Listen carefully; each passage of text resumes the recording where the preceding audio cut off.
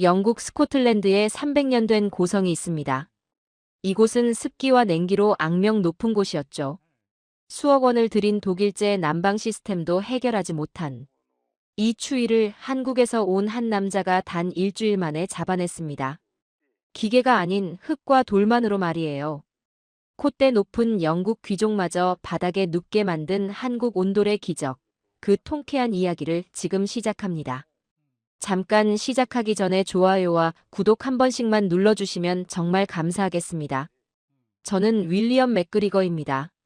런던에서 건축사무소를 운영하며 나름 영국 건축계에서 잔뼈가 굵은 사람이죠. 케임브리지에서 건축학을 전공하고 왕립건축가협회의 정회원으로 20년 넘게 활동해왔어요. 그동안 런던 시내의 고급 저택들을 수없이 설계하고 리모델링했습니다. 영국 건축의 정수를 안다고 자부했죠. 제 사무실 벽에는 수십 개의 상장과 트로피가 걸려 있었고 고객 명단에는 귀족과 정치인들의 이름이 빼곡했어요. 영국 건축계에서 제 이름 석자를 모르는 사람이 없었습니다. 건축 잡지에서 올해의 건축가로 선정된 적도 있었죠. 하지만 그런 저에게도 스코틀랜드 하이랜드에 위치한 우리 가문의 본가는 영원한 숙제이자 골칫덩이였어요. 에든버러 로지라고 불리는 이 저택은 17세기에 지어진 석조 건물입니다. 맥그리거 가문이 12대에 걸쳐 살아온 유서 깊은 곳이죠. 외관은 웅장했지만 실상은 거대한 냉장고나 다름없었어요. 두께가 1m가 넘는 화강한 벽, 높이 5m의 천장, 그리고 수십 개의 창문. 겨울이면 이 모든 것이 냉기를 품어 집 안을 얼음 동굴로 만들었습니다. 아무리 난방을 해도 열기는 천장으로 올라가 사라져버렸고 두꺼운 돌벽은 차가운 기운을 머금고 끊임없이 내뿜었어요. 여름에도 벽에 손을 대면 시원할 정도였는데 겨울에는 얼음장 같았습니다. 특히 1년 중 300일이 비가 오거나 안개가 끼는 이곳의 습기는 끔찍했어요. 스코틀랜드 하이랜드의 날씨는 악명 높죠. 햇빛을 보기 어렵고 비가 오지 않는 날에도 안개가 자욱했어요. 영국인들도 이곳 날씨는 견디기 힘들다고 할 정도였습니다. 벽난로를 아무리 떼도 열기는 굴뚝으로 도망갔고 실내에는 늘 곰팡이 냄새와 으슬으슬한 한기가 감돌았어요. 벽에는 이끼가 끼고 옷장 속 옷들은 늘 눅눅했죠. 오래된 책들은 곰팡이가 슬어 종이가 부스러졌고 값비싼 가죽 소파는 해마다 곰팡이 제거제를 발라야 했어요. 가문 대대로 내려오는 유화 작품들도 습기에 상하기 시작했습니다. 제가 어린 시절을 보낸 이 집이지만 솔직히 말하면 겨울마다 도망치고 싶었어요. 아니, 어린 시절에는 실제로 도망쳤죠. 런던에서 대학을 다니고 거기서 사무실을 열었으니까요. 그 피해를 고스란히 받는 건 제 어머니, 마가렛 여사였어요. 어머니는 콧대 높은 귀족이었지만 류머티즘 관절염 앞에서는 나약한 노인일 뿐이었습니다. 올해 75인 어머니는 30년 전부터 관절염을 앓아오셨어요.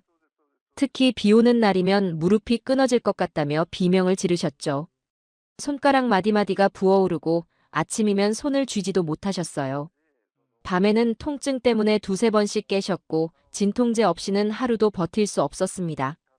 의사는 건조하고 따뜻한 곳으로 이사하라고 권했지만 어머니는 300년 된 가문의 본가를 떠날 수 없다고 고집을 부리셨어요. 이 집에서 태어나 이 집에서 죽겠다고요. 조상들의 영혼이 지키는 집이라면서요. 맥그리거 가문의 여자는 이 집을 떠나지 않는다고요. 수천만 원짜리 최고급 양털 카펫을 깔고 독일제 최신 라디에이터를 돌려도 소용없었어요. 스위스제 제습기도 들여놨고 이탈리아에서 수입한 벽난로 인서트도 설치했습니다. 공기는 건조해져 숨쉬기 힘들었고 바닥에서 올라오는 냉기는 카펫을 뚫고 들어왔어요. 전기요금은 매달 수백만 원씩 나왔지만 어머니의 통증은 나아지지 않았죠. 라디에이터 옆에 앉아있으면 얼굴만 뜨겁고 등 뒤에서는 찬바람이 불었어요. 저는 건축가로서 온갖 방법을 동원했습니다. 단열재를 보강하고 이중창을 달고 바닥에 전기 열선까지 깔아봤죠. 유럽 최고의 난방 전문가도 불러봤어요. 하지만 300년 된 돌벽의 냉기는 어떤 현대 기술로도 잡히지 않았습니다. 건축가로서 이보다 큰 패배감을 느낀 적이 없었어요. 그러던 어느 날 여동생 소피아가 결혼하겠다며 남자를 데려왔습니다. 한국인이었어요. 이름은 박준영. 한국의 대형 건설사에서 현장 소장으로 일하다가 영국으로 유학 온 남자라고 했죠. 런던 대학에서 건축공학 석사 과정을 밟고 있다고 했어요. 첫인상은 나쁘지 않았습니다. 단단한 체구에 굳은 살 박인 손, 그리고 과묵한 인매. 악수를 할 때 그의 손이 얼마나 단단한지 놀랐어요. 저처럼 책상에서 도면만 그리는 사람의 손이 아니었습니다. 직접 삽을 들고 시멘트를 반죽하고 벽돌을 쌓아본 손이었죠. 하지만 그가 이 300년 된 저택을 둘러보며 던진 첫마디는 제 귀를 의심케 했습니다. 어머님, 집이 병을 만들고 있습니다. 공기가 아니라 바닥을 데워야 합니다. 어머니는 불쾌한 표정으로 찻잔을 내려놓으셨어요. 바닥을 데우다니 우리가 무슨 짐승도 아니고 바닥을 기어다니란 말이냐.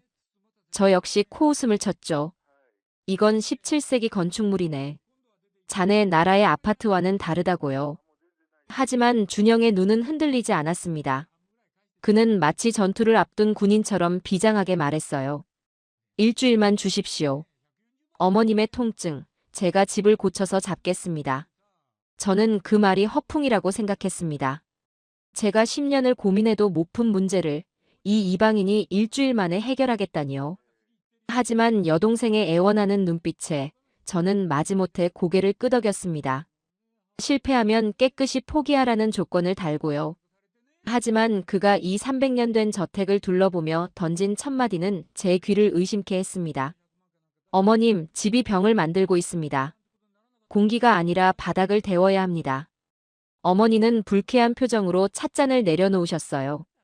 바닥을 데우다니 우리가 무슨 짐승도 아니고 바닥을 기어다니란 말이냐. 저 역시 코웃음을 쳤죠. 하지만 준영의 눈은 흔들리지 않았습니다. 일주일만 주십시오. 어머님의 통증, 제가 집을 고쳐서 잡겠습니다. 저는 그 말이 허풍이라고 생각했어요. 하지만 여동생의 애원하는 눈빛에 저는 마지못해 고개를 끄덕였습니다. 결국 어머니는 반신반의하며 허락하셨어요. 아니, 정확히 말하면 내가 어디 한번 해봐라. 실패하면 당장 내 딸과 헤어지게 하겠다는 심산이셨죠. 어머니의 눈빛에는 이미 준영의 실패를 확신하는 빛이 담겨 있었습니다. 동양에서 온 젊은이가 유럽 최고의 건축가도 독일의 난방 기술자도 해결하지 못한 문제를 풀겠다고요? 저 역시 마찬가지였어요. 동양의 젊은이가 300년 된 영국 귀족 가문의 저택을 어떻게 고치겠다는 건지 그저 지켜보기로 했습니다. 실패하면 여동생의 결혼을 막을 명분이 생기는 거였으니까요. 솔직히 저는 그걸 바랐습니다. 여동생이 외국인과 결혼하는 것이 내심 못마땅했거든요. 준영은 그 길로 작업복으로 갈아입었어요. 낡은 청바지에 두꺼운 면 작업복 상에, 그리고 달아빠진 안전화. 한국에서 가져온 것 같았어요. 그 차림새를 보는 순간 저는 그가 진짜 현장 노동자 출신이라는 걸 알 수 있었습니다. 손등에는 오래된 상처 자국이 있었고 손가락 마디마디에는 굳은 살이 박혀 있었어요. 팔뚝에는 과거에 다친 듯한 화상 자국도 보였습니다. 저는 건축가로서 그가 저지를 만행을 감시하기 위해 휴가까지 내고 본가에 머물렀습니다. 누군가는 이 공사를 기록하고 실패의 증거를 남겨야 한다고 생각했거든요. 카메라까지 준비했어요. 사진으로 기록해두려고요. 나중에 왜 이 결혼을 반대했는지 증명할 자료가 필요할 테니까요. 준영의 작업 방식은 제가 배운 건축학과는 완전히 달랐습니다.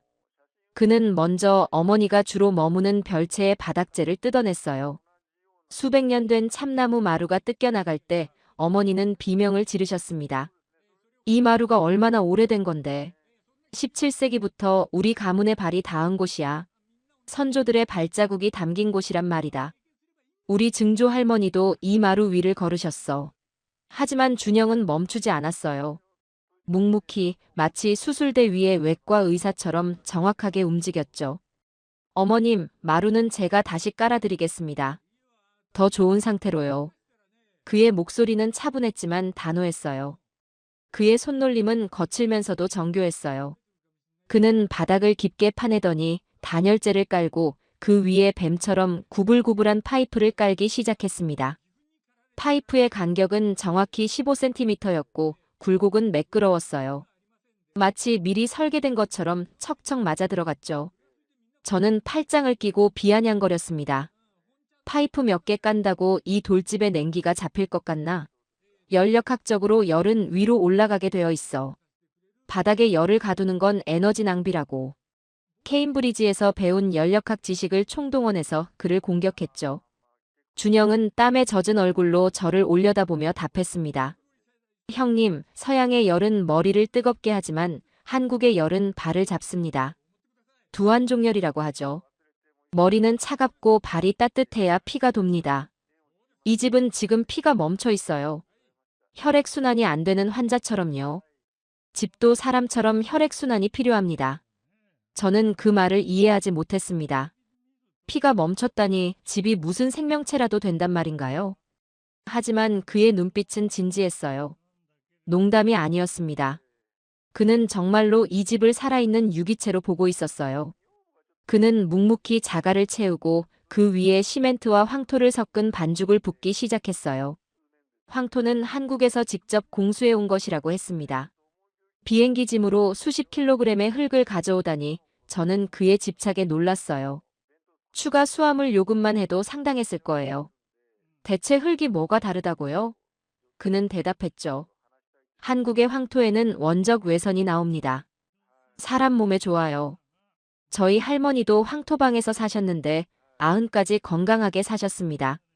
관절염 하나 없으셨어요. 수평계를 대고 미장칼을 움직이는 그의 손은 기계보다 정확했습니다. 오차가 1mm도 안 되는 것 같았어요. 그때 저는 이상한 것을 보았습니다. 그가 파이프 아래 바닥 깊숙한 곳에 숯과 소금을 깔고 있었거든요. 검은 숯덩어리와 하얀 굵은 소금이 층층이 쌓여 있었죠. 그건 뭔가요? 제가 물었어요. 습기를 잡고 열을 오래 머금게 할 겁니다. 한국의 지혜죠. 저희 할아버지가 가르쳐 주신 방법입니다. 숯은 습기를 빨아들이고 소금은 열을 오래 붙잡아요. 과학적으로도 증명된 방법입니다. 그의 확신에 찬 목소리에 저는 처음으로 묘한 전율을 느꼈습니다. 어쩌면 정말 뭔가 다를지도 모른다는 생각이 스쳤어요. 이웃 귀족들이 구경을 왔습니다. 그들은 뜯겨나간 마루와 흙투성이가 된 준영을 보며 혀를 찼어요. 마가렛, 자네 사위가 집을 망치고 있군.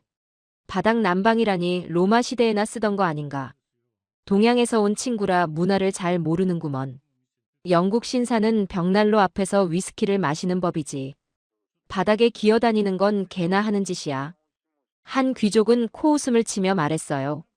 저렇게 해서 효과가 있으면 내가 손에 장을 지지겠네.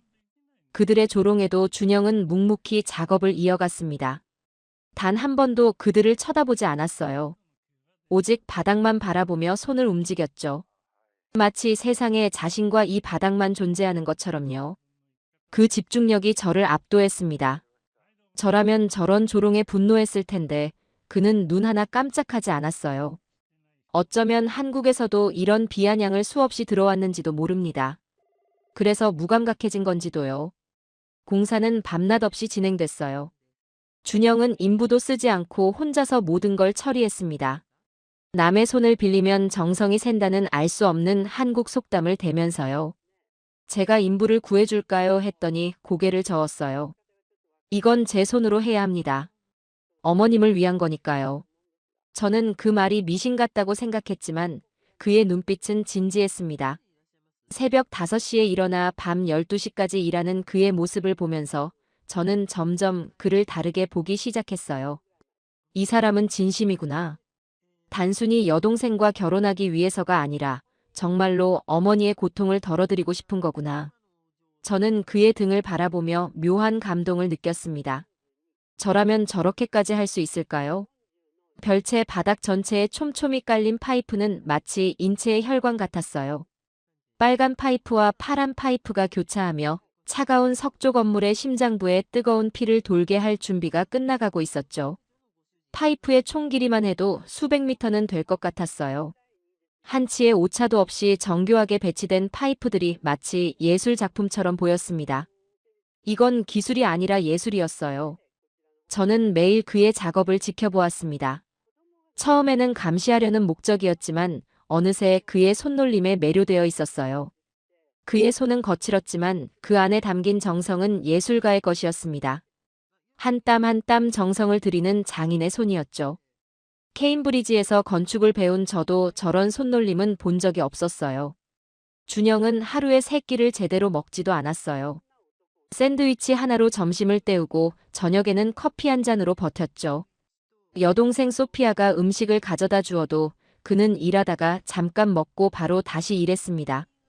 밥 먹는 시간도 아깝다는 듯이요. 밤에는 거실 소파에서 옷도 안 갈아입고 쓰러지듯 잤어요. 4시간도 채 못 자고 다시 일어나 일했습니다. 눈에 핏발이 서고 얼굴이 창백해져도 멈추지 않았어요. 제가 왜 그렇게 무리하느냐고 물었더니 그는 이렇게 답했어요.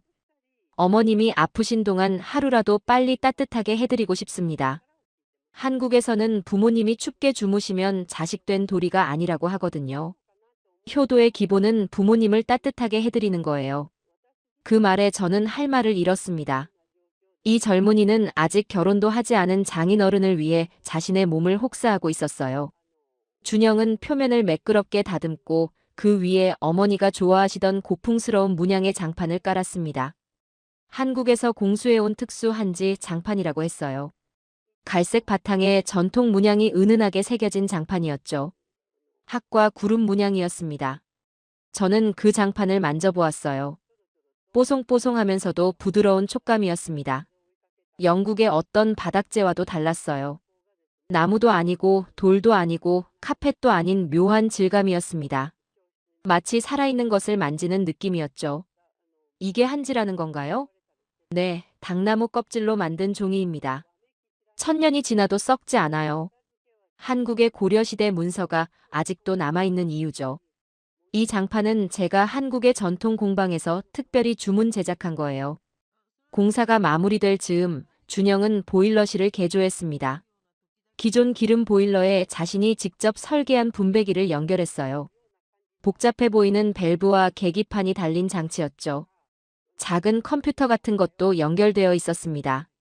한국에서 직접 가져온 장비라고 했어요. 형님, 이 밸브들을 보세요. 방 하나하나의 온도를 따로 조절할 수 있습니다. 어머니가 계신 곳은 아랫목처럼 뜨겁게, 나머지는 은은하게. 이게 한국식 컨트롤입니다. 그는 각 밸브의 기능을 하나하나 설명해 주었어요. 빨간 밸브는 온도 조절, 파란 밸브는 유량 조절, 녹색 버튼은 타이머 설정. 그의 설명을 듣는 동안 저는 이것이 단순한 난방 시스템이 아니라는 걸 깨달았습니다. 정교하게 설계된 하나의 유기체 같았어요. 저는 그 정교함에 혀를 내둘렀어요. 영국식 중앙 난방은 집 전체를 통으로 데우느라 연료비는 많이 들고 효율은 형편없었거든요. 거실이든 화장실이든 같은 온도로 데워야 했죠. 그래서 욕실은 너무 덥고 침실은 너무 추운 경우가 많았어요. 에너지는 낭비되고 정작 필요한 곳은 춥고 불필요한 곳은 뜨겁고 매달 수백만 원씩 난방비가 나가도 결과는 형편없었습니다. 그런데 이 작은 시스템 하나로 구획을 나누다니요. 이건 마치 오케스트라 지휘자가 각 악기의 볼륨을 따로 조절하는 것과 같았어요. 한국인들은 1000년 전부터 이런 지혜를 가지고 있었던 건가요? 기술은 좋은데 과연 이 두꺼운 돌벽을 이길 수 있을까? 제가 물었습니다. 300년 된 화강암 벽은 냉기를 품는 거대한 얼음 덩어리나 다름없었거든요. 여름에도 손을 대면 시원할 정도였어요. 겨울에는 손이 달라붙을 정도로 차가웠습니다. 준영은 씩 웃었어요. 그 웃음은 오만함이 아닌 장인의 자신감이었습니다. 돌은 차갑지만 한번 달궈지면 그 어떤 것보다 오래 열을 품습니다. 한국은 그 돌을 다루는 민족입니다. 저희 조상들은 1000년 전부터 돌 위에서 겨울을 났어요. 구들장이라고 하죠. 영하 30도에서도 돌 위에서 따뜻하게 잤습니다. 저는 그 말에 반박하고 싶었지만 어쩐지 그러지 못했어요. 그의 눈에서 뿜어져 나오는 확신이 저를 압도했거든요. 그것은 책에서 배운 지식이 아니라 대대로 전해져 내려온 경험의 힘이었습니다. 운명의 날이 다가왔습니다. 미장이 다 마르고 시운전을 해야 하는 날이었어요. 일주일간의 공사가 끝나고 이제 결과를 확인할 시간이었죠. 준영은 새벽 4시부터 일어나 보일러실을 점검했습니다. 밸브를 하나하나 확인하고 파이프 연결부를 검사하고 압력계를 체크했어요.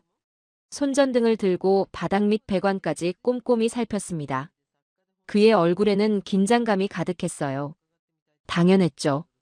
이 시험의 결과에 그의 결혼이, 그의 모든 것이 걸려 있었으니까요. 실패하면 모든 것을 잃는 거였습니다. 한국으로 돌아가야 할 수도 있었어요. 그런데 하필이면 그날 어머니의 컨디션이 최악이었습니다. 비가 추적추적 내리는 스코틀랜드의 전형적인 날씨였죠. 하늘은 납덩이처럼 무겁게 내려앉았고 안개가 저택을 감싸 창밖이 보이지 않았어요. 마치 이 저택이 구름 속에 떠 있는 것 같았습니다. 습도는 90%를 육박했고 어머니는 아침부터 진통제를 2알이나 삼키셨어요. 평소보다 무릎이 더 아프다고 하셨습니다. 류머티즘 환자들은 날씨에 민감하거든요. 기압이 떨어지면 관절이 붓고 통증이 심해져요. 마치 몸이 기상청 역할을 하는 것 같다고 어머니는 자주 말씀하셨죠. 어머니는 침대에서 일어나지도 못하고 신음하셨습니다. 하녀가 부축해도 서지 못하셨어요. 어머니는 신경질적으로 지팡이를 휘두르셨습니다. 시끄럽다. 며칠째 먼지 구덩이에서 살게 하더니 내 통증은 더 심해졌어. 당장 저 흉물스러운 공사를 멈추고 원상 복구해라. 이 집을 망쳐놓고도 반성이 없어. 어머니의 분노는 극에 달했어요. 그녀에게 이 공사는 가문의 전통을 해치는 행위이자 검증되지 않은 이방인의 문화를 강요받는 모욕처럼 느껴지신 듯 했습니다. 300년간 맥그리거 가문이 지켜온 이 저택을 동양에서 온 젊은이가 함부로 뜯어고치다니요. 조상님들이 노하실 거라고 하셨어요. 우리 가문의 명예가 땅에 떨어졌다고요. 준영은 고개를 숙였지만 물러서지 않았어요. 그의 눈에는 비장함이 서려 있었습니다. 어머님, 딱 하루만 저 방에서 주무셔 보십시오. 그래도 효과가 없으면 제가 제 손으로 다 뜯어내고 떠나겠습니다. 소피아와의 결혼도 포기하겠습니다. 모든 비용도 제가 부담하겠습니다. 원상복구 비용까지 전부요. 여동생 소피아가 눈물을 글썽이며 준영의 손을 잡았어요. 제발, 어머니. 한 번만 기회를 주세요. 하지만 준영은 흔들리지 않았습니다. 그의 각오는 이미 단단했어요. 어머니는 버럭 화를 내셨죠. 건방진 것. 내가 의사냐? 내 병을 내가 어떻게 알아? 30년간 영국 최고의 의사들도 못 고친 병을 내가 바닥 좀 데운다고 고칠 수 있다고? 런던 하얼리 스트리트의 명의들도 포기한 병이야. 스위스. 온천 치료도 효과가 없었어. 어머니의 목소리가 저택 전체에 울려 퍼졌습니다. 하녀들이 놀라서 달려왔다가 분위기를 파악하고 슬금슬금 물러났어요. 아무도 이 폭풍의 한가운데 서고 싶지 않았죠. 저는 어머니를 말렸습니다. 어머니, 이미 공사는 끝났어요. 돈도 들었고 시간도 썼으니 오늘 밤만 지켜보시죠. 원상 복구하려면 어차피 또 공사해야 하잖아요. 하룻밤이 뭐 대수겠어요. 내일 아침에 효과가 없으면 그때 뜯어내도 늦지 않아요. 저 역시 준영의 편이라기보다는 이 상황을 빨리 정리하고 싶었어요. 솔직히 말하면 실패하고 나서 준영이 깨끗이 포기하길 바랐는지도 모릅니다. 서양의 건축학적 관점에서 바닥만 데운다고 실내 공기 전체가 훈훈해진다는 건 비효율의 극치였으니까요. 저는 케임브리지에서 배운 연력학을 믿었습니다. 열은 위로 올라가는 법이에요. 바닥 난방은 과학적으로 말이 안 됐어요. 그날 밤 준영은 보일러를 가동했습니다. 윙 하는 소리와 함께 뜨거운 물이 바닥 아래 혈관을 돌기 시작했어요. 계기판의 바늘이 서서히 올라갔습니다. 밖에는 폭풍우가 몰아치고 있었어요. 이 낡은 성의 틈새로 황소바람이 들어오는 밤이었죠. 창문이 덜컹거리고 굴뚝에서는 울부짖는 소리가 들렸습니다. 벽난로의 불꽃조차 바람에 흔들렸어요. 300년 된 석조 건물이 바람에 신음하는 것 같았습니다. 마치 자연이 이 집을 시험하는 것 같았어요. 저는 회의적이었습니다. 아무리 바닥이 따뜻해진들 이 두꺼운 돌벽 사이로 스며드는 냉기를 어떻게 이기겠어요. 1m 두께의 화강한 벽이에요. 300년간 수많은 사람들이 실패한 일을 이 젊은 한국인이 해낼 수 있을 리 없다고 생각했죠. 독일 기술자도 스위스 난방 전문가도 포기했는데요. 유럽 최고의 전문가들이 손을 든 문제였어요. 하지만 동시에 마음 한구석에서는 묘한 기대감이 피어오르고 있었습니다. 정말 만약에 성공한다면 어떻게 될까요? 어머니의 통증이 사라진다면요. 저는 그 가능성을 상상하며 잠들지 못했어요. 거실 소파에 앉아 위스키를 홀짝이며 밤새 바닥의 온도 변화를 지켜보았습니다. 저는 회의적이었습니다. 아무리 바닥이 따뜻해진들 이 두꺼운 돌벽 사이로 스며드는 냉기를 어떻게 이기겠어요? 1미터 두께의 화강한 벽이에요. 300년간 수많은 사람들이 실패한 일을 이 젊은 한국인이 해낼 수 있을 리 없다고 생각했죠. 하지만 동시에 마음 한구석에서는 묘한 기대감이 피어오르고 있었습니다. 정말 만약에 성공한다면 어떻게 될까요? 저는 그 가능성을 상상하며 잠들지 못했어요. 거실 소파에 앉아 위스키를 홀짝이며 밤새 바닥의 온도 변화를 지켜보았습니다. 밤 10시. 거실에 앉아있던 저는 이상한 점을 감지했습니다. 평소라면 라디에이터 옆에 딱 붙어 있어도 발이 시려야 했어요. 두꺼운 양말을 신어도 발가락 끝이 저려오는 게 이 집의 겨울이었거든요. 어린 시절부터 저는 겨울이면 동상에 걸릴까봐 두꺼운 털 양말을 3겹씩 신었습니다. 그게 맥그리거 가문의 겨울나기 방식이었죠.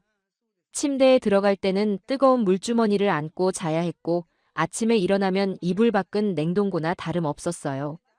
이불 밖으로 나가기가 두려웠죠. 겨울 아침마다 이불에서 나오는 게 전쟁이었습니다. 그런데 그날 밤은 달랐어요. 발바닥이 따뜻했습니다. 아니, 정확히 말하면 발바닥을 통해 온몸으로 열기가 타고 올라오는 느낌이었어요. 처음에는 착각인 줄 알았습니다. 위스키를 몇 잔 마셔서 몸이 달아오른 건가 싶었죠.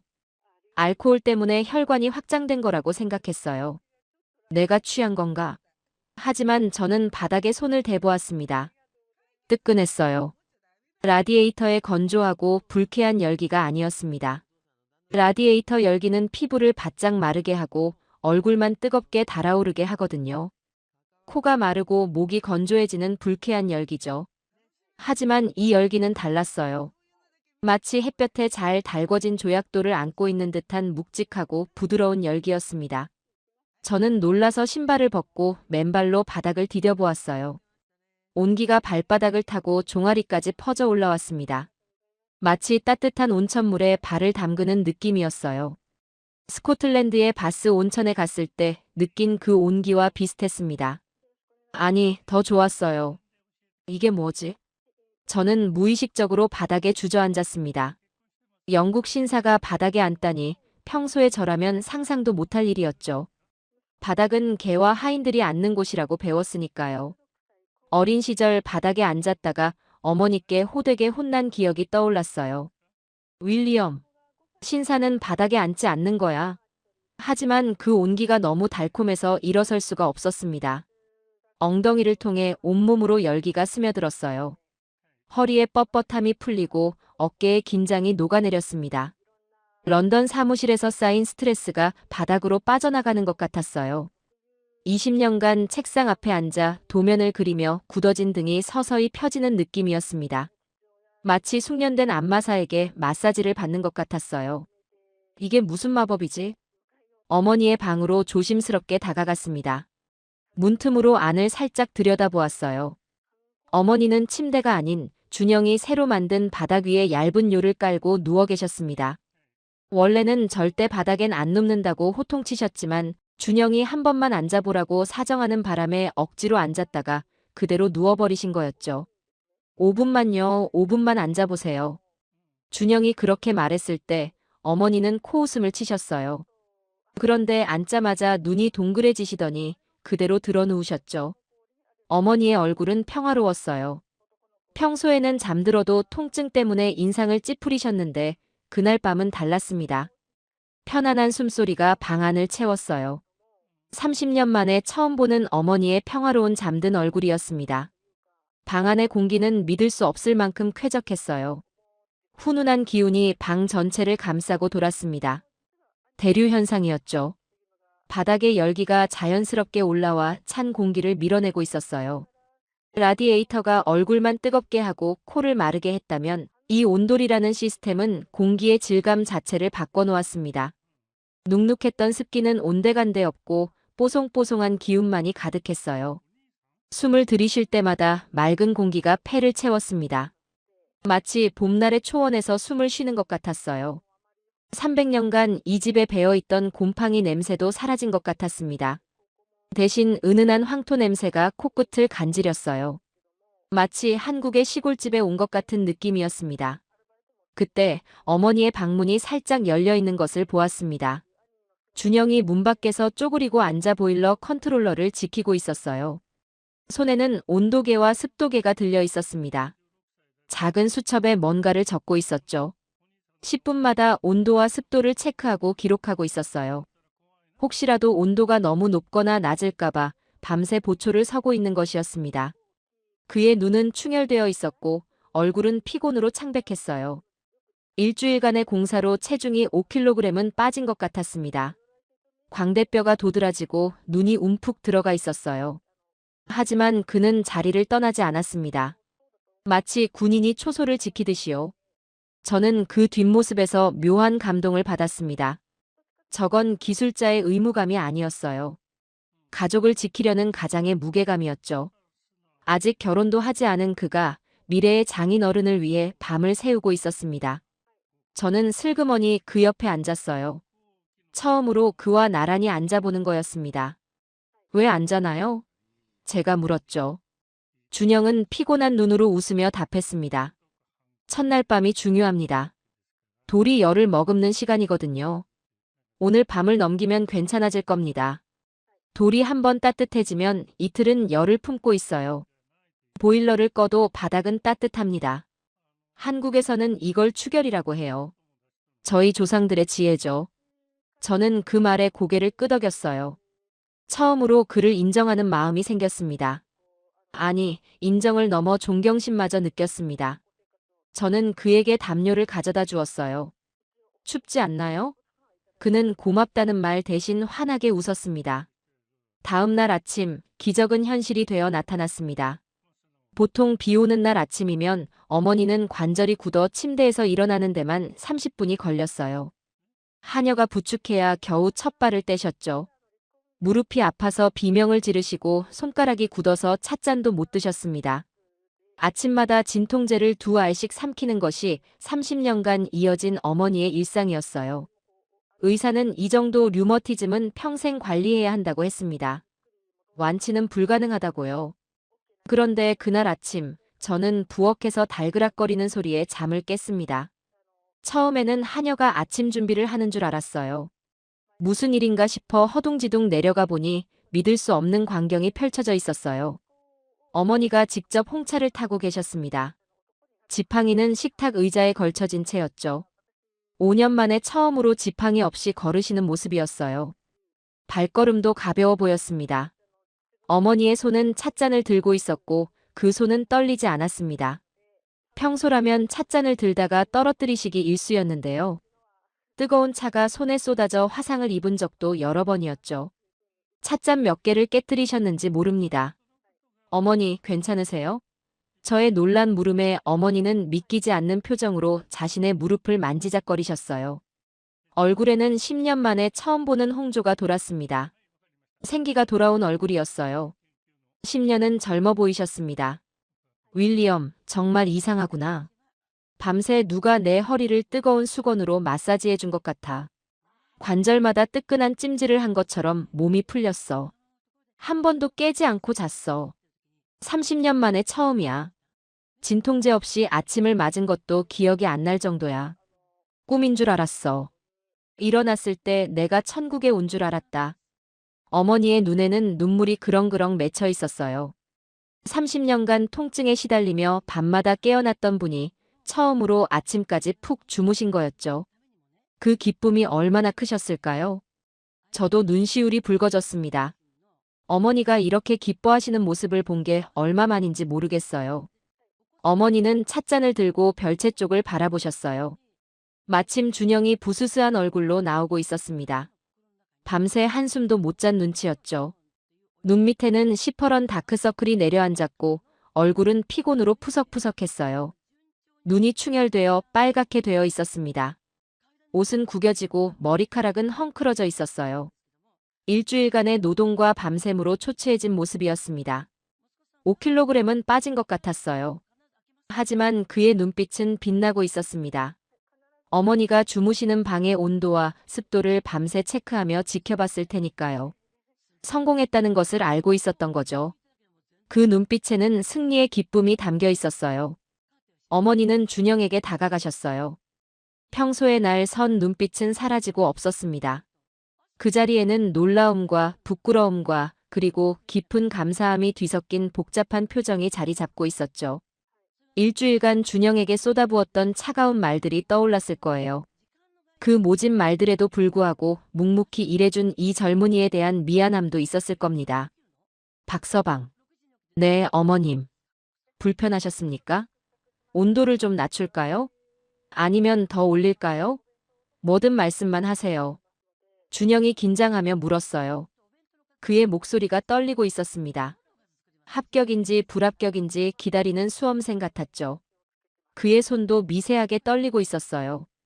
어머니는 잠시 침묵하시더니 준영의 투박한 두 손을 덥석 잡으셨습니다. 저는 그 장면에 충격을 받았어요. 영국 귀족인 어머니가 노동자의 손을 잡은 거였습니다. 평생 하녀와도 악수 한 번 안 하시던 어머니가요. 신분의 차이를 철저히 지키시던 분이었거든요. 굳은 살 박인 그 손을, 시멘트와 황토로 거칠어진 그 손을 양손으로 감싸주시더니 어머니는 떨리는 목소리로 말씀하셨어요. 그 순간 시간이 멈춘 것 같았습니다. 자네, 바닥 밑에 마법사라도 숨겨뒀나? 어떻게 차가운 돌덩이에서 이런 사랑이 느껴지지? 평생 이 집에서 추위에 떨었는데 이제야 이 집이 나를 안아주는 느낌이 들어. 70년을 살면서 처음 느껴보는 따뜻함이야. 그 한마디. 그것은 단순한 칭찬이 아니었어요. 콧대 높은 영국 귀족이 한국의 문화와 기술 앞에 완전히 굴복했음을 인정하는 존경의 선언이었습니다. 저는 눈시울이 붉어졌어요. 평생 어머니가 누군가에게 그렇게 진심 어린 감사를 표현하는 걸 본 적이 없었거든요. 아버지께도 그런 말씀을 하신 적이 없으셨어요. 어머니의 눈에서 눈물이 흘러내렸습니다. 30년간의 고통이 녹아내리는 눈물이었어요. 준영은 쑥스러운 듯 머리를 극적였어요. 그냥 한국에선 자식이 부모님 방 아궁이에 불을 때드립니다. 겨울이면 부모님이 주무시는 방을 가장 따뜻하게 해드리는 게 자식된 도리죠. 아침에 일어나시면 손발이 시리지 않게 밤새 불을 지키는 게 효도의 시작입니다. 한국에선 그게 사랑 표현의 기본이에요. 말로 사랑한다고 하는 것보다 몸을 따뜻하게 해드리는 게 더 큰 효도입니다. 저는 그 말에 가슴이 뜨거워졌습니다. 이것이 한국인들이 말하는 효도인가요? 부모님의 몸을 따뜻하게 해드리는 것. 그것이 사랑을 표현하는 가장 기본적인 방식이라니요. 영국에서는 부모님께 꽃다발을 드리고 레스토랑에 모시고 가는 것이 효도라고 배웠는데요. 몸을 따뜻하게 해드린다는 발상 자체가 없었습니다. 어머니는 준영의 손을 놓지 않으셨어요. 마치 그 온기를 놓치고 싶지 않다는 듯이요. 저는 그 장면을 평생 잊지 못할 것 같습니다. 그날 이후 에든버러 로지의 풍경은 완전히 바뀌었습니다. 300년간 이어져 온 영국식 생활 양식이 무너지기 시작했어요. 소파와 의자는 장식품이 되었죠. 값비싼 빅토리아 시대 앤티크 의자들 위에는 먼지만 쌓여갔습니다. 18세기 마호가니 소파도 루이 15세 스타일 안락 의자도 이제는 그저 구경거리가 되었어요. 수천만 원짜리 앤티크 가구들이 무용지물이 된 거죠. 하지만 아무도 불평하지 않았습니다. 어머니는 친구들이 놀러 오면 거실 바닥에 방석을 깔고 앉게 하셨어요. 준영이 한국에서 공수해온 자수 방석이었죠. 붉은 비단의 금실로 학과 소나무가 수놓아진 방석이었습니다. 처음에는 마가렛, 이게 무슨 해괴한 짓인가?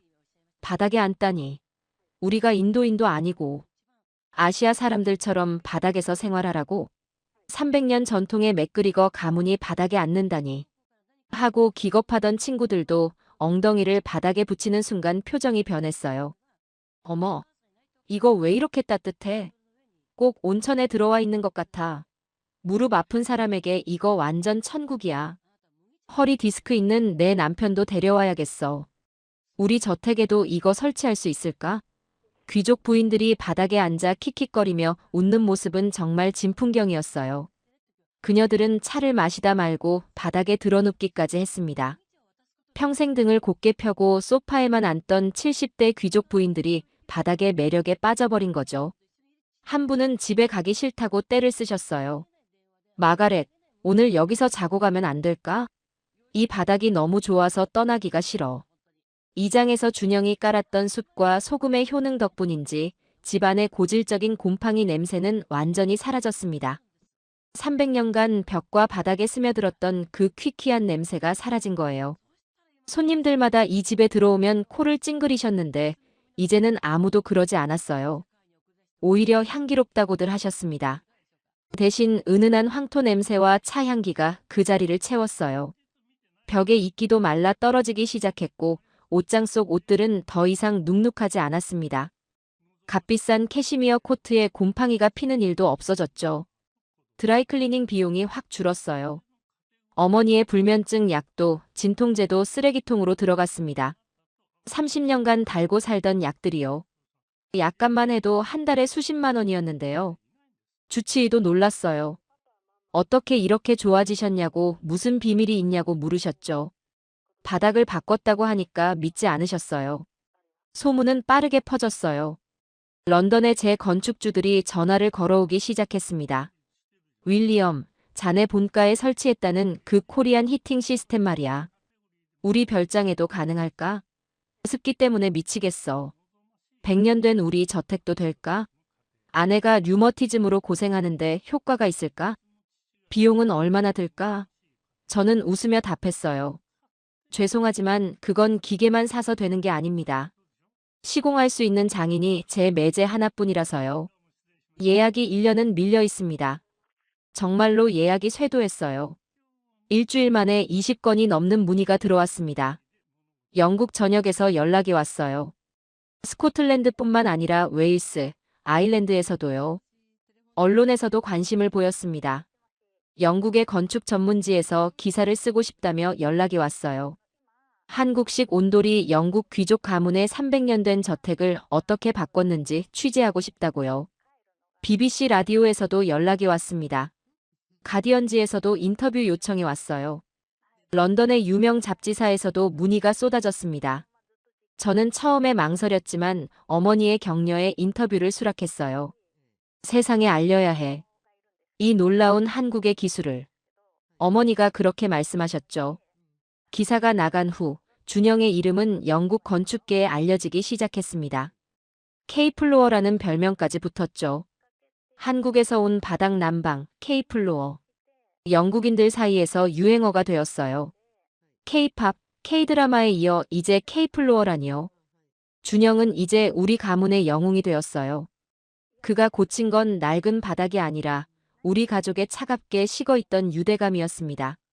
저와 어머니는 런던과 스코틀랜드를 오가느라 1년에 두세 번밖에 만나지 못했는데 이제는 매주 본가에 와서 바닥에 앉아 이야기를 나눕니다. 어머니와 이렇게 많은 대화를 나눈 적이 언제였는지 기억이 안 나요. 서양의 벽난로는 사람들로 하여금 불을 바라보게 하지만 한국의 온돌은 사람들로 하여금 서로를 바라보게 했어요. 바닥에 둘러앉으니 시선이 낮아지고 대화가 깊어졌습니다. 소파에 앉으면 각자 자기 공간이 생기는데 바닥에 앉으면 자연스럽게 가까워지게 되더라고요. 거리가 좁아지니 마음도 가까워졌어요. 대화도 깊어졌고요. 이것이 한국인들이 말하는 정의 공간학일까요? 어머니는 이제 손님들에게 자랑하십니다. 내 사위가 한국에서 태양을 가져왔다네. 저 바닥 밑에 숨겨뒀지. 우리 집 바닥에서 해가 뜬다네. 300년 동안 추웠던 이 집이 이제야 따뜻해졌어. 내가 70년을 기다린 거야. 그 말을 들을 때마다 준영은 쑥스러운 듯 웃지만 그의 눈에는 뿌듯함이 가득했어요. 저는 그런 준영을 보며 생각했습니다. 진정한 기술자란 이런 사람이구나. 자신의 작품이 사람들을 행복하게 하는 것을 보고 기뻐하는 사람이라고요. 기술은 사람을 위해 존재하는 것이라고요. 겨울이 다시 찾아왔습니다. 하이랜드의 눈보라가 창문을 때리지만 우리 집 안은 반팔을 입고 다닐 정도로 훈훈해요. 밖에서는 영하 15도의 칼바람이 불고 눈이 무릎까지 쌓이지만 바닥에서는 따스한 온기가 끊임없이 올라옵니다. 라디에이터는 이제 거의 켜지 않아요. 바닥 난방만으로 충분하거든요. 전기료도 절반으로 줄었습니다. 난방비 걱정을 안 해도 되니까 마음이 편해요. 어머니는 이제 텔레비전을 볼 때도 바닥에 배를 깔고 누워서 보십니다. 이게 지진다는 거란다, 윌리엄. 너도 와서 지져봐라 하시면서요. 지진다. 한국어로 따뜻한 바닥에 몸을 데운다는 뜻이래요. 참 재미있는 표현이에요. 저도 이제 바닥에 눕는 법을 배웠습니다. 처음에는 어색했지만 지금은 소파보다 바닥이 더 편해요. 등을 바닥에 대고 누우면 허리 통증이 사라지는 느낌이에요. 저는 건축가로서의 오만을 버렸습니다. 케임브리지에서 배운 연력학, 영국식 건축의 정수, 화려한 외관과 높은 천장. 그 모든 것보다 중요한 건 인간의 체온을 지켜주는 기술이었어요. 20년간 수백 채의 집을 설계했지만 진짜 따뜻한 집은 뭔지 몰랐던 거죠. 아름다운 집, 고급스러운 집, 넓은 집은 많이 지었지만 정작 사람을 따뜻하게 품어주는 집은 지어본 적이 없었어요. 상을 받은 집도 많았지만 정작 그 집에 사는 사람들이 따뜻한지는 생각해 본 적이 없었습니다. 한국, 그 작은 나라에서 온 사위가 저에게 건축의 본질을 가르쳐 주었어요. 집은 보여주기 위한 것이 아니라 사람을 품어주기 위한 것이라는 걸요. 건축은 예술이기 전에 사랑이라는 걸요. 저는 지금까지 껍데기만 지어왔던 거예요. 준영과 소피아의 결혼식은 이 별채에서 열렸어요. 따뜻한 바닥 난방 위에서 한국식 패백을 드렸죠. 어머니는 한복을 입고 대추와 밤을 던지셨습니다. 영국 귀족이 한복을 입은 모습은 정말 볼만했어요. 청록색 한복 저고리가 어머니의 은발과 잘 어울렸습니다. 어머니는 거울 앞에서 한참을 서 계셨어요. 이 옷이 생각보다 예쁘네. 편하기도 하고. 어머니는 30년 만에 지팡이 없이 걸으셨어요. 하객들도 모두 바닥에 앉아 결혼식을 지켜보았습니다. 영국 귀족들이 바닥에 앉아 한국식 결혼식을 지켜보는 모습은 정말 진풍경이었어요. 300년 된 영국 저택에서 열린 한국식 결혼식. 두 문화가 하나로 어우러지는 아름다운 순간이었죠. 어머니는 눈물을 흘리셨어요. 행복의 눈물이었습니다. 준영아, 고맙다. 내 딸을 맡기 마. 그리고 나를 따뜻하게 해줘서 고맙다. 너는 이제 내 아들이야. 어제 저녁 가족 식사 자리에서 저는 준영에게 잔을 들었어요. 위스키 잔을 높이 들고 말했죠. 박서방, 아니 준영. 자네가 옳았어. 자네는 우리 집에 보일러를 깐 게 아니라 태양을 심어 놓은 거야. 이 집에 생명을 불어넣었어. 300년간 얼어붙어 있던 이 집의 심장을 뛰게 했어. 그리고 우리 가족의 마음도 녹여주었어. 자네가 없었다면 어머니는 아직도 통증에 시달리고 계셨을 거야. 준영은 아내 소피아의 손을 잡으며 환하게 웃었습니다. 형님, 저는 그저 한국의 온기를 조금 나누었을 뿐입니다. 한국에선 등 따뜻하고 배부르면 그게 천국이라고 하죠. 어머님이 편안하시니 저도 행복합니다. 형님과 가족이 될 수 있어서 영광입니다. 앞으로도 잘 부탁드립니다. 저는 결심했습니다. 제 건축 설계에 한국식 온돌 시스템을 정식으로 도입하기로요. 그리고 그 프로젝트의 총괄 책임자는 당연히 제 매제 박준영입니다. 우리는 이제 영국 전역의 춥고 습한 집들을 한국의 온기로 바꿀 거예요. 습기로 고생하는 오래된 성들, 냉기가 도는 저택들, 류머티즘으로 고통받는 노인들이 사는 집들. 그 모든 곳에 한국의 지혜를 전할 겁니다. 맥그리거 엠박 건축사무소. 그게 우리 새 회사 이름이에요. 영국의 기술과 한국의 지혜가 만나는 곳이죠. 준영은 이제 단순한 매제가 아니라 저의 사업 파트너가 되었습니다. 함께 영국을 바꿔나갈 동지가 되었어요. 차가운 돌바닥을 생명의 온기로 바꾼 기적. 그것은 한국인의 뜨거운 피와 가족을 향한 헌신이 만들어낸 세상에서 가장 따뜻한 발명품이었습니다. 준영은 저에게 기술만 가르쳐 준 게 아니에요. 진정한 가족의 의미를, 그리고 집이 무엇인지를 깨닫게 해주었습니다. 집은 벽과 지붕이 아니라 따뜻함과 사랑으로 이루어진 공간이라는 걸요. 가족은 피가 아니라 마음으로 맺어지는 것이라는 걸요. 준영은 이제 제 진짜 동생이에요. 아니, 형제 이상입니다. 그는 제 인생의 스승이기도 해요. 저보다 어리지만 그에게서 배운 것이 더 많습니다. 창밖에 눈이 내립니다. 스코틀랜드의 겨울은 여전히 혹독하지만 이 방 안에서 저는 따뜻합니다. 바닥에서 올라오는 온기, 가족들의 웃음소리, 그리고 준영이 가져온 한국의 정. 이 모든 것이 저를 감싸고 있어요. 저는 이제 알겠습니다. 따뜻함이란 온도계로 측정되는 것이 아니라 마음으로 느끼는 것이라는 걸요. 숫자로는 표현할 수 없는 것이라는 걸요. 그리고 그 따뜻함은 국경을 넘어 전해질 수 있다는 것도요. 한국에서 온 작은 온기가 300년 된 영국의 성을 녹였듯이요. 저는 오늘도 따뜻한 바닥에 누워 천장을 바라봅니다. 이 집이, 우리 가족이 이렇게 따뜻해질 줄 누가 알았겠어요. 모든 것이 준영 덕분입니다. 한국에서 온 제 동생, 박준영 덕분이에요. 차가운 영국의 성을 훈훈한 사랑방으로 바꾼 건 단순히 보일러 기술 때문만은 아니었을 겁니다. 그건 부모님을 공경하고 가족의 아픔을 내 것처럼 여기는 한국인 특유의 뜨끈한 정이 있었기에 가능했어요. 오늘 박서방의 따뜻한 이야기가 여러분의 마음도 덮여드렸다면 구독과 좋아요 부탁드립니다.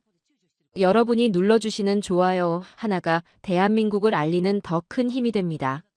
저는 다음 시간에도 가슴 벅찬 해외 감동 사연으로 다시 찾아오겠습니다. 감사합니다.